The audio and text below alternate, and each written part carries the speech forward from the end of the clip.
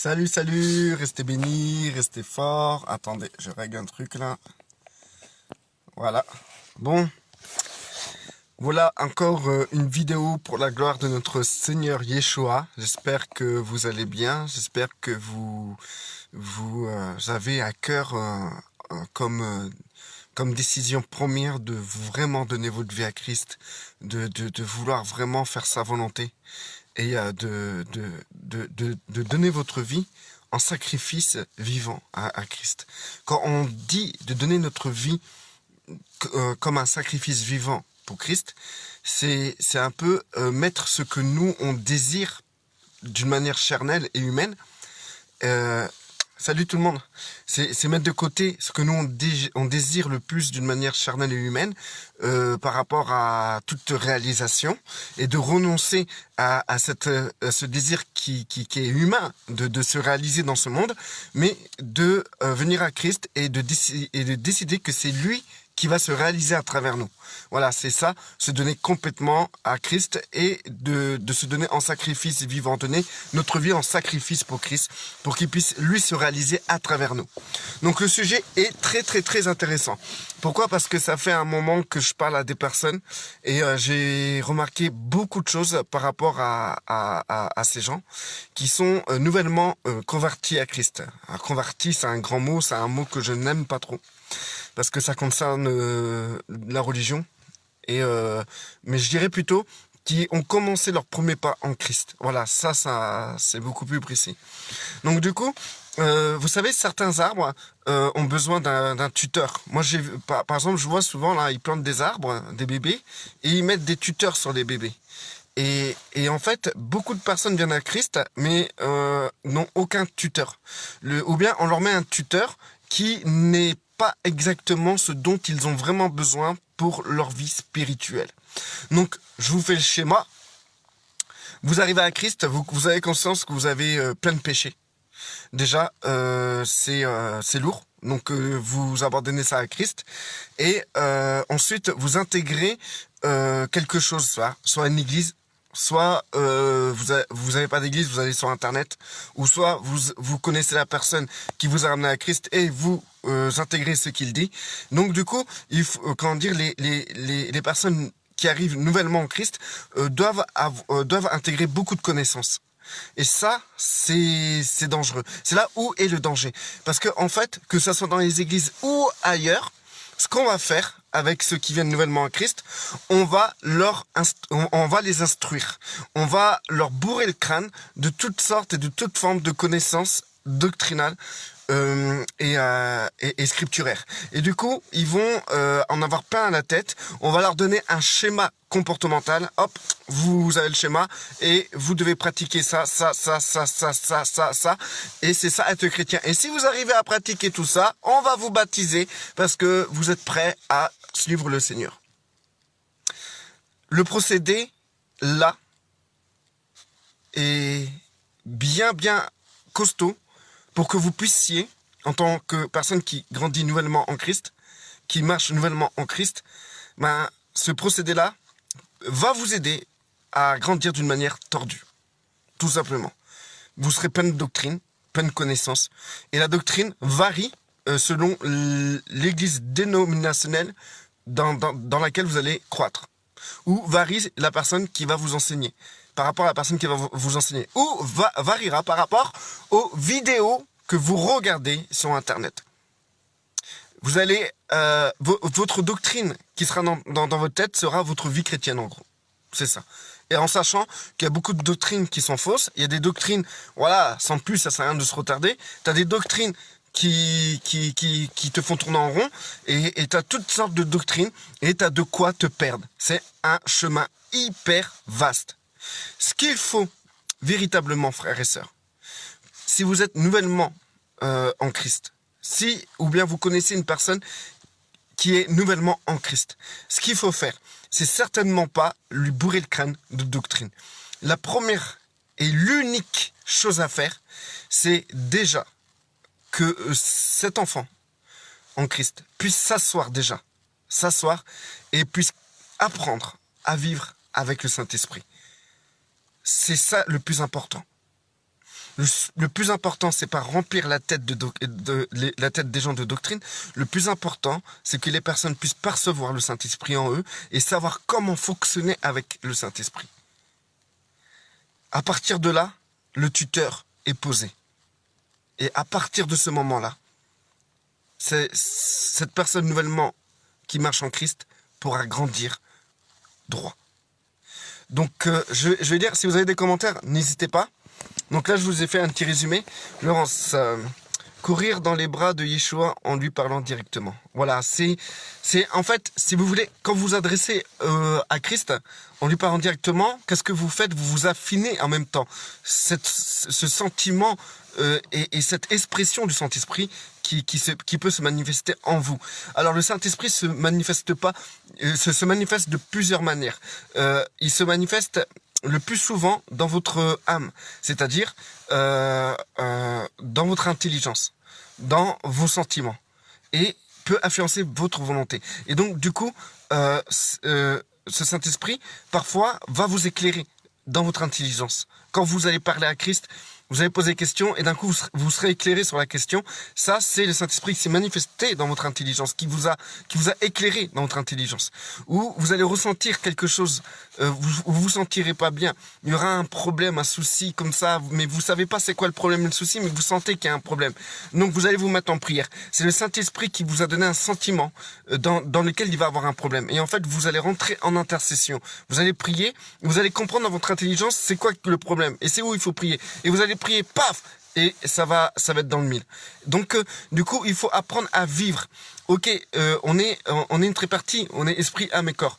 L'esprit, tout ce qui est spirituel, qui vient de l'esprit, il n'y a aucun souci. Plus vous parlez à Dieu, plus vous parlez à votre Seigneur, plus vous parlez au Père, plus votre esprit va prendre la dominance sur votre vue, sur votre âme et votre corps.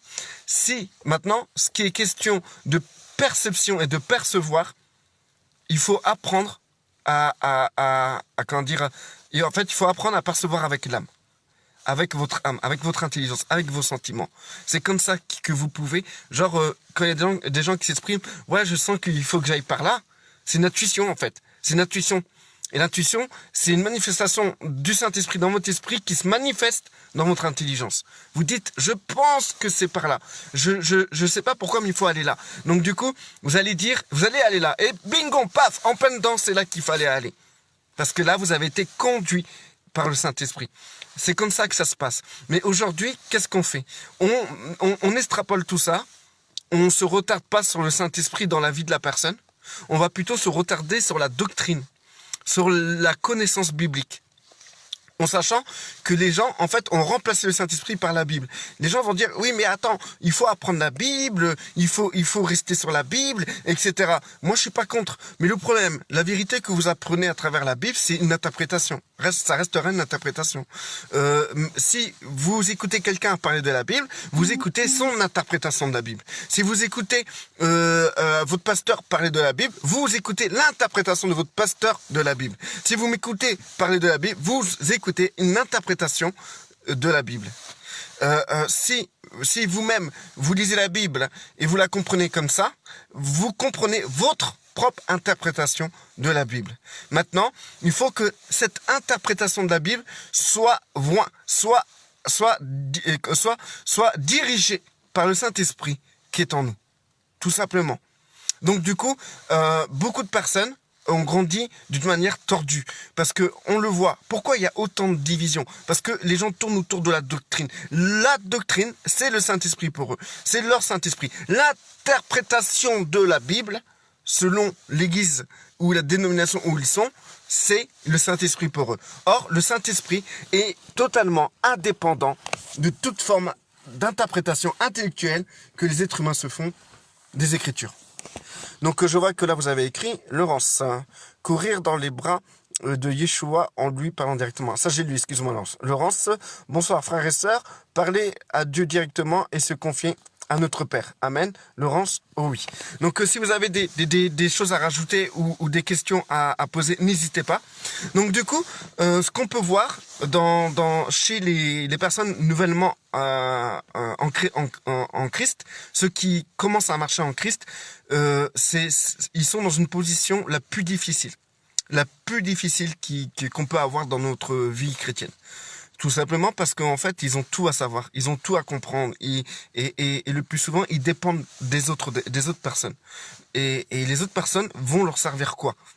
Tout simplement de la doctrine. Et c'est ça le problème. Au lieu de dire, oh, quand je parle des personnes nouvellement en Christ, je parle pas des jeunes, hein. Je parle parce qu'il y a des personnes, ils peuvent avoir 80 ans et être nouvellement en Christ. D'accord? Donc je parle vraiment ceux qui arrivent, qui sont nés de nouveau, qui naissent à peine de nouveau. Et ben c'est vraiment, ils sont vraiment dans le rôle le plus dur, dans la position la plus dure de toute une vie chrétienne.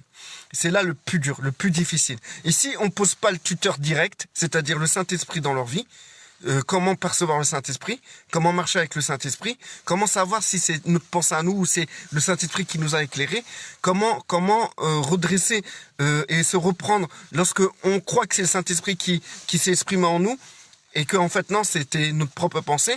C'est tout ça qu'il faut apprendre aux chrétiens, aux nouveaux chrétiens, aux nouveaux enfants de Dieu. Et de plus de ça, ces enfants de Dieu sont tiraillés dans tous les sens. Pourquoi? Parce que le fait qu'ils connaissent à peine toutes ces choses-là, qui appartiennent à Christ, et ben en fait, ils vont te tirer dans tous les sens par rapport en plus à leur vie charnelle. Parce qu'un chrétien né de nouveau, qui vient à peine à Christ, il est charnel. Il est charnel. Il a toujours ses désirs de se réaliser pour lui-même. Il a toujours cette envie de vouloir se développer dans la société pour lui-même. Et il doit apprendre à s'abandonner petit à petit pour que Christ lui-même puisse se réaliser dans ce nouveau converti. Donc du coup, ensuite, quand ces jeunes-là, on leur met plein, quand je dis jeunes, c'est pas des jeunes en âge, c'est des jeunes en Christ. Quand ces jeunes-là, on leur met plein de trucs dans la tête, ils sont perdus. Je l'ai bien vu moi-même. Combien de fois j'ai ramassé des personnes à la petite cuillère parce qu'ils en avaient trop dans la tête. Et le seul truc que j'avais comme travail envers eux, c'était de les dépouiller de tous les principes qu'on leur a inculqués. Pour qu'il soit plus léger et pour qu'on puisse mettre ce tuteur qui est le Saint-Esprit. Parce que quand quelqu'un, on le fait grandir avec que des doctrines, allez lui dire, maintenant il faut que tu puisses chaque jour apprendre à marcher selon l'esprit. Il comprend plus rien, la personne. Elle comprend plus rien. Elle est perdue dans son délire intellectuel de la compréhension du Christ. Alors Eric, il faut rester simple, parfois on réfléchit trop. C'est comme si le doute s'installait. J'en ai parlé de ça justement. Et le doute, on sait d'où il vient, restons simples. La première impression est souvent la meilleure. Amen Eric, c'est vraiment sage ce que tu me dis. Et d'ailleurs, moi-même, je te vois aussi grandir Eric dans la foi. Et j'ai vu une bonne évolution chez toi. Et c'est bien Eric, c'est très bien. Il faut être patient, simple et surtout patient. Très patient. Aujourd'hui, on vit dans un monde où tout s'accélère. Et les chrétiens, qu'est-ce qu'on fait? Pour les nouveau-nés, qu'est-ce qu'on fait? Eh ben, pareil. On les équipe rapidement, on les enseigne rapidement, et puis on les envoie où on les, on veut les faire grandir. Et on considère que quelqu'un qui est mature, c'est celui qui a la connaissance doctrinale. Donc une fois que le chrétien nouvellement converti arrive, et en 3 ans, c'est facile, en 3 ans, même pas en 1 an, il peut apprendre toute la doctrine de sa congrégation, de sa dénomination. Genre, si c'est un pentecôtiste, il apprendra en 1 an comment se comporter comme un pentecôtiste. À partir de là, les gens de son église vont dire, il a vite grandi, hein, ce jeune-là, hein, il connaît beaucoup de choses maintenant, il respecte beaucoup. Qu'en réalité, ce jeune-là, ce jeune en Christ, en vérité, il est tordu. Et il grandira d'une manière tordue tant qu'il n'abandonne pas cette vision qu'il faut connaître toutes les doctrines. Il faut connaître toutes les doctrines de sa dénomination pour être mature. Pour être mature, frères et sœurs, le seul moyen de rendre mature une personne en Christ, c'est qu'il puisse collaborer avec le Saint-Esprit. Quelqu'un qui sait marcher avec le Saint-Esprit, qui a appris dans son être intérieur à comprendre le mouvement du Saint-Esprit. Faites-moi confiance que cette personne est mature. Parce que un chrétien qui comprend le mouvement du Saint-Esprit en lui, il peut faire tout ce que Dieu lui demande. sans rentrer dans des principes, des principes déjà préfabriqués qu'on peut retrouver dans les églises.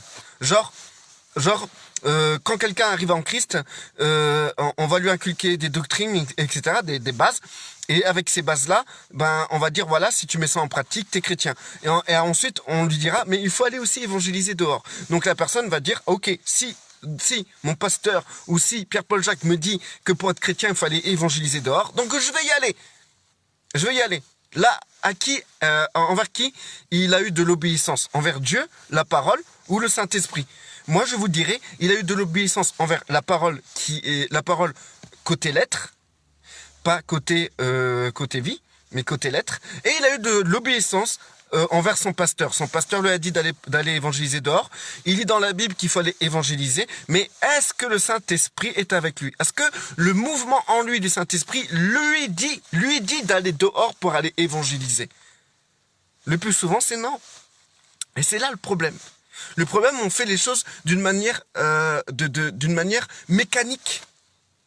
On est comme des robots avec une programmation chrétienne dans notre tête, et nous nous comportons comme des chrétiens. Nous avons ce processus, cette programmation chrétienne dans notre tête, et c'est facile pour nous de parler comme un chrétien, d'agir comme un chrétien, et de se comporter comme un chrétien.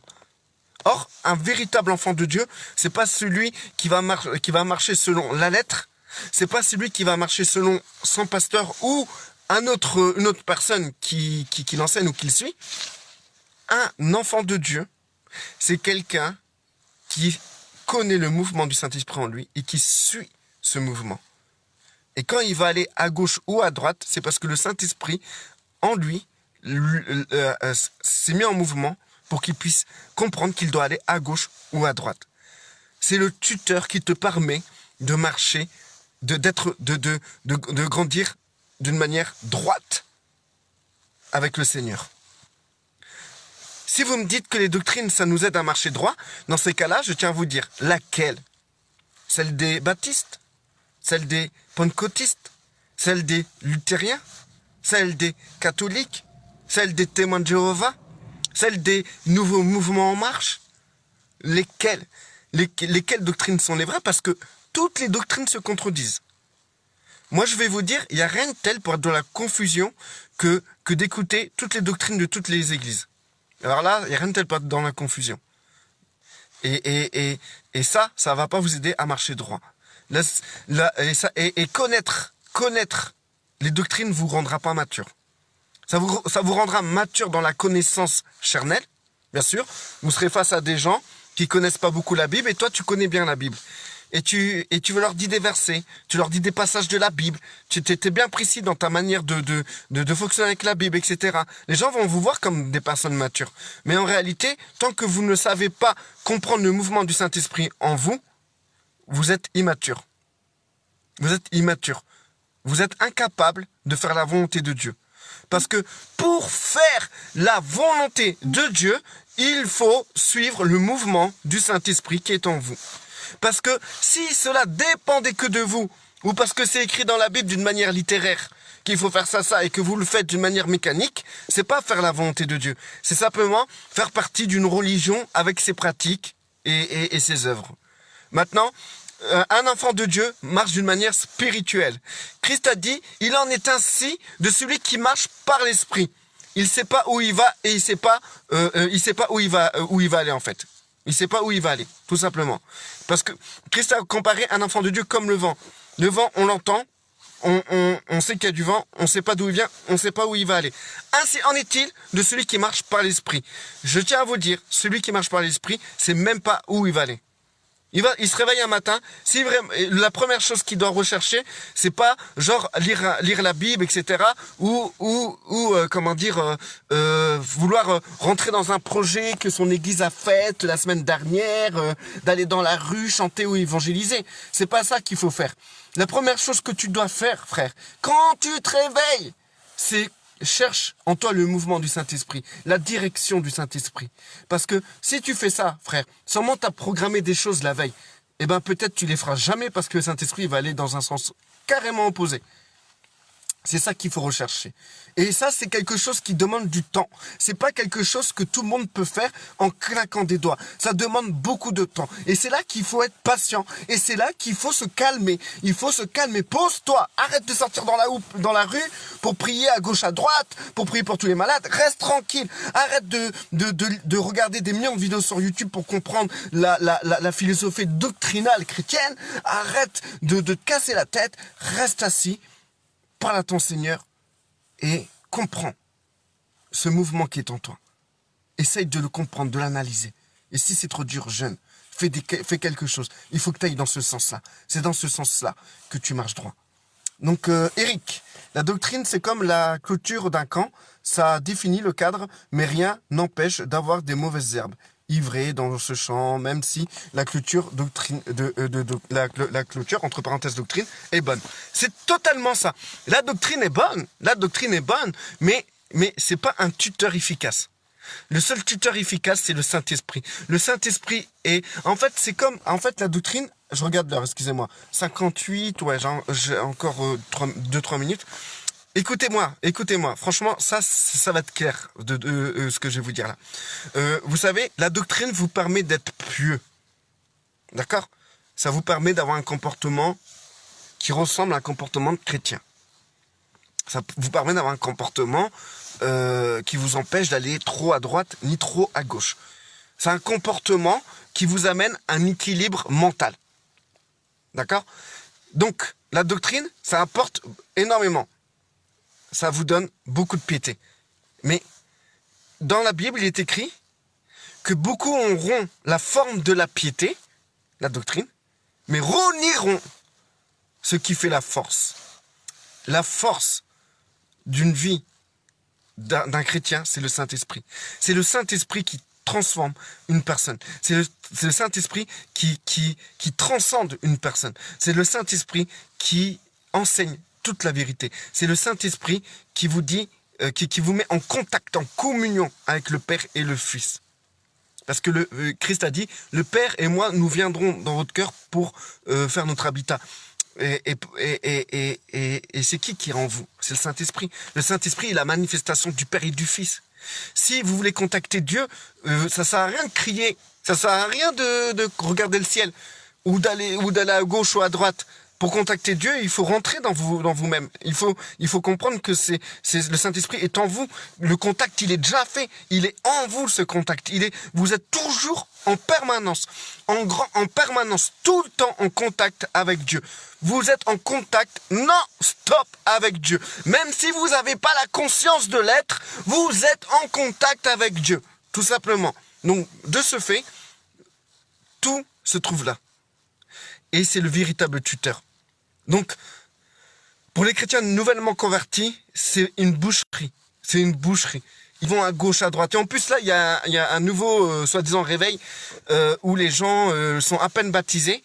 Soi-disant, ils reçoivent le Saint-Esprit et ils sont équipés pour aller directement aller prêcher dans la rue, aller évangéliser dans la rue. En sachant que ces gens nouvellement en Christ n'ont pas encore cette capacité de percevoir le Saint-Esprit en eux.